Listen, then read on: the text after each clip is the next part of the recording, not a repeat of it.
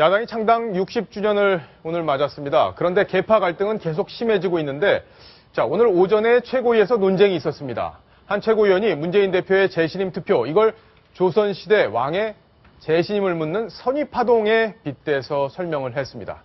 저희가 영화 사도에 빗대서 오늘 오전 상황을 묶어봤습니다.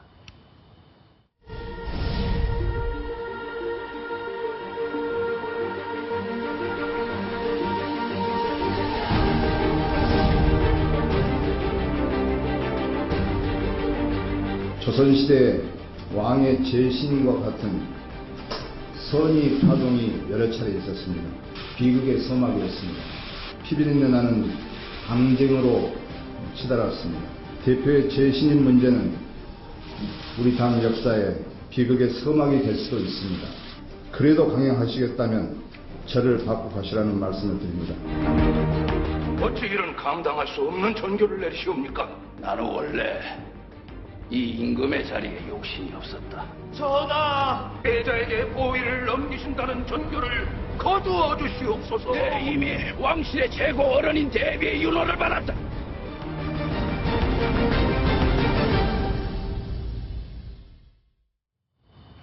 조수진 차장, 네. 시청자 여러분들이 좀 알기 쉽게 이해를 하려면 이 선의파동과 재신임 투표 이 과정이 어떻게 맥이 닿아 있는 건지 좀 설명을 해주셔야겠습니다. 네. 지난주에 제가 한 프로그램에서 이 문재인 대표의 이 재신임을 묻겠다가 조선시대의 양위파동과 굉장히 흡사한 측면이 있다는 것을 집중적으로 한번 다룬 적이 있었는데요. 새정치민주연합의 비주류 의원들이 참 그 프로그램을 잘 봤다는 인사를 받았었는데 그랬군요. 오늘 네, 이렇게 얘기를 했습니다. 제가 좀 설명을 드리면요. 이 역사에서 우리가 길을 찾을 수가 있습니다. 조선시대에 늘 임금들이 이 양위파동을 자신의 권력을 유지하고 또 공고화하고 또 어떻게 보면 집권을 장기화하려는 그런 목적으로 활용한 전례들이 굉장히 많았습니다. 가장 많이 사용한 사람을 보면요. 태종 3번, 그리고 세조 3번, 그리고 선조는 임진왜란 때 7년 동안 무려 15번을 했습니다. 이 실록도 찾아보니까요. 총 몇 번을 양위파동을 했는지 지금 셀 수가 없다라고 그렇게 전하고 있습니다. 영조 같은 경우에는 8번을 했습니다. 제가 이 얘기를 드리는 이유는 이 4명의 임금의 공통점, 바로 정통성이 부족했다라는 겁니다. 쿠데타로 집권을 했다든지 아니면 형인 경종을 독살했다는 의혹을 받았다든지 아니면 임진왜란을 자초했다라는 어떤 책임론에 시달리고 또 어떤 차라리 세자에게 양위를 물려줘야 된다라는 그런 여론이 빗발쳤던 왕들입니다. 그래서 특히 새정치민주연합에서는 이 조선 4명의 임금 중에서도 전란 때 양위파동을 일으켰던 선조와 그리고 지금 선거를 몇 달 앞두고 해서 자신의 불리한 국면을 재신임으로 돌파하려는 문재인 대표가 대단히 많이 닮았다라는 그런 평가도 내놓고 있습니다. 그리고 문재인 대표 같은 경우 지금 아마도 일요일까지는 계속해서 재신임 투표를 강행할 수밖에 없다라는 얘기를 분명히 할 겁니다. 오늘 아침 중진들이 지금 보신 사극처럼 한바탕 제발 이것을 물려줬으면 좋겠다. 예. 이제 중앙위에서 이른바 혁신안이 통과가 됐는데 재신임 투표는 더 이상 필요 없지 않느냐 이렇게 간곡하게 요청을 했고요. 문재인 대표는 오후에도 이것만으로는 부족한 것 아니냐. 조금 더 지켜보겠다 이렇게 얘기를 했습니다. 그렇다면 조금 더 지켜보겠다는 시간 바로 일요일이 될 겁니다. 일요일에는 새정치민주연합의 의원들이 모두 참여하는 연석회의가 준비가 돼 있습니다. 한마디로 말해서 비주류 진영, 그러니까 문재인 대표에게 지금까지 조기 전당대회라든지 아니면 4.29 재보궐선거에 참패한 것에 대해서 지금이라도 책임을 져야 된다라는 그런 반대 진영에서도 더 이상 아무 목소리가 나오지 않게끔 막아준다면 재신임 투표를 철회할 수 있다. 예. 이런 얘기를 한 것으로 보이고요. 이것도 굉장히 닮았는데 이 영조 같은 경우에 사도세자에게 계속 양위파동을 일으켰을 때 사도세자가 최소한 7일 이상을 석고대죄했었습니다. 바로 우리는 역사에서 길을 물으면 되겠습니다.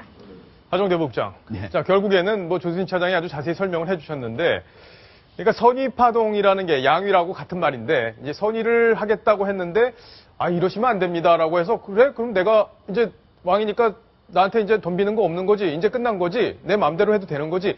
이런 취지로 흘러갈 수 있기 때문에 지금 선의파동을 이번 일과 연결을 시키는 거 아닌가요? 그렇죠. 예. 네.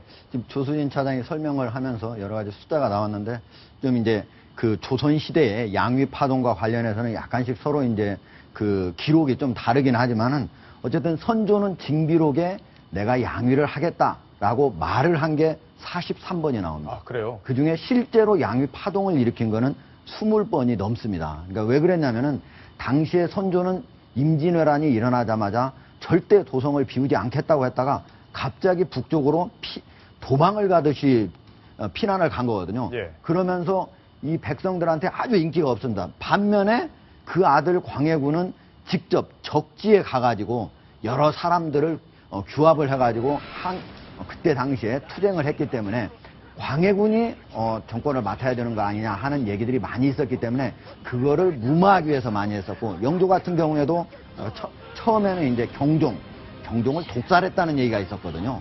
그리고 당파 싸움이 많았기 때문에 당파 싸움을 그치게 하기 위한 그런 책략으로서 영조가 많이 사용을 했습니다.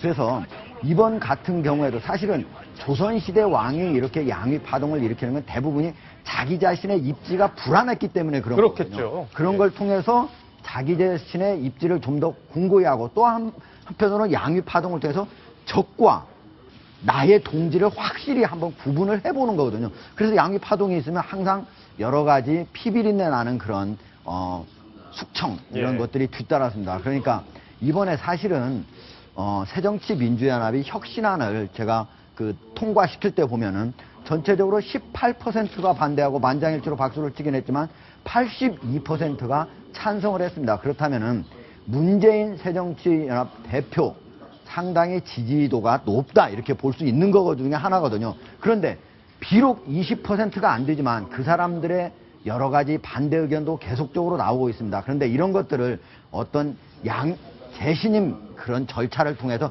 완전히 눌러버리겠다 따라하겠다, 이런 거는 누르겠다. 좋은 방식이 아니다. 오히려 예. 그 사람들을 껴안고 같이 토론을 통해서 대화와 협상을 통해서 같이 타협해서 나가는 것이 예. 새정치연합이 분당의 길로 가지 않고 잘 나가는 길 아닌가 이런 생각을 합니다. 조수진 차장, 예. 제가 질문을 드릴 텐데, 그럼 결과적으로 문재인 대표는 이제 재신임 절차를 강행하겠다 이런 거고요. 그럼 결국엔 그 절차가 끝나면 이제 나는 재신임을 받았으니까 당신들 조용히 하라, 이 얘기를 할 수 있는 거 아닌가요? 네, 그러니까 이건 잘 봐야 되는데요. 예. 이 문재인 대표가 간과하고 있는 것은요. 지금 전에 이렇게 들려드렸던 조선시대 임금 때는 전제 군주시대였지만 지금은 민주국가라는 점입니다. 그래서 국민을 볼모로 협박해서는 안 된다는 점 절대 간과해서는 안 됩니다. 그리고 문재인 대표의 선택은 제가 일요일까지도 지켜봐야 된다고 말씀을 드린 이유, 바로 정통성이 아직까지 부족합니다.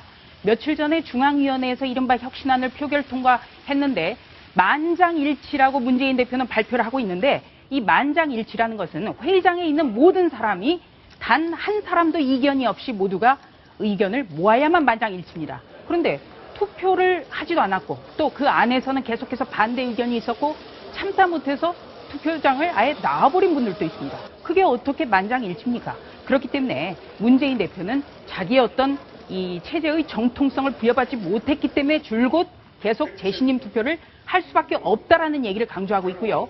일요일 연석회의에서 아무도 이견을 제기하지 않을 때는 철회할 수 있다라는 그런 식의 표현을 지금 내비치고 있는 겁니다. 그렇군요.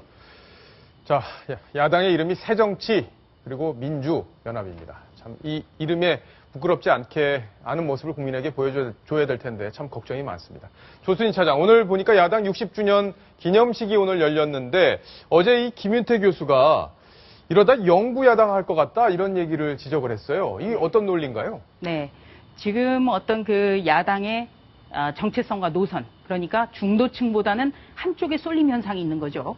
그런 어떤 정체성과 노선, 그리고 지금 문재인 대표식의 어떤 그냥 싫은 사람은 나가도 좋다, 이런 어떤 뺄셈의 정치, 이걸로 봐서는 계속해서 야당을 할 수 있다는 점을 지적하고 있고요. 또 김윤태 고려대 교수의 이런 발언이 우리가 좀 눈여겨봐야 되는 거는, 이 김 교수가 원래 김대중 전 대통령이 발탁을 해서 새천년 민주당 시절에 정책위 부의장을 했고, 그리고 국회 도서관장을 했던 당뇨 출신이라는 데 있습니다. 그렇군요.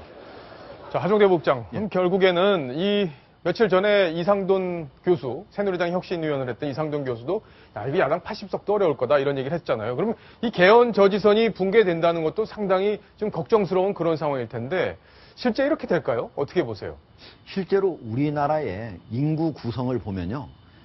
1971년생이 103만 8천 명이 태어났습니다. 근데 작년 같은 경우에 43만 8천 명이 태어났거든요. 그런데 박근혜 대통령의 지지율을 보면 20대에서는 20%인데 80대에서는 80%가 나옵니다. 그런데 전체적으로 쭉 우리가 나이 구성으로 보면은 앞으로 갈수록 한국 사회는 점차 보수화 경향을 띌 가능성이 높다. 그런데 새정치민주연합 지금 좀 더 자기의 스펙트럼을 넓혀가지고 중도 쪽으로 오지 않고 저렇게 계속적으로 선명투쟁 쪽으로만 하고 의견이 다르다고 뺄셈 정치를 한다면은 제가 보기에는 진짜로 100석 이하뿐만 아니고 그 아래로 얼마든지 더 초정당으로 전락할 가능성이 있다. 이렇게 봅니다. 저는 이 백석이라는 표현이 굉장히 점잖은 표현이라고 생각을 합니다. 왜냐면요, 2008년에 통합민주당이라는 간판, 이 통합민주당이 중요한 거는 옛 열린우리당과 그리고 꼬마민주당이 합쳐져서 통합을 해서 통합민주당이라는 이름을 지었는데 당시에 얻은 의석은 87석이었습니다. 아, 그랬군요. 그렇기 때문에 지금처럼 어떤 이 호남에서 계속 신당이 아니더라도 계속 이탈하려는 그런 움직임, 그리고 어떤 호남의 지지층이 수도권으로 이렇게 쭉 북상할 수도 있다라는 그런 점을 감안할 때 100석 미만이 아니라 이거는 예전에 87석, 그보다도 훨씬 못한 의석으로 내려앉을 가능성도 있습니다. 예, 알겠습니다. 국민들의 걱정이 많은데 이런 걱정들을 좀 귀담아 들었으면 좋겠습니다. 아무리 얘기를 해도 귀담아 듣지 않고 같은 이야기를 반복하고 같은 행동을 계속한다면 결국엔 국민의 버림을 받을 수 있다는 점을 명심하시길 바랍니다.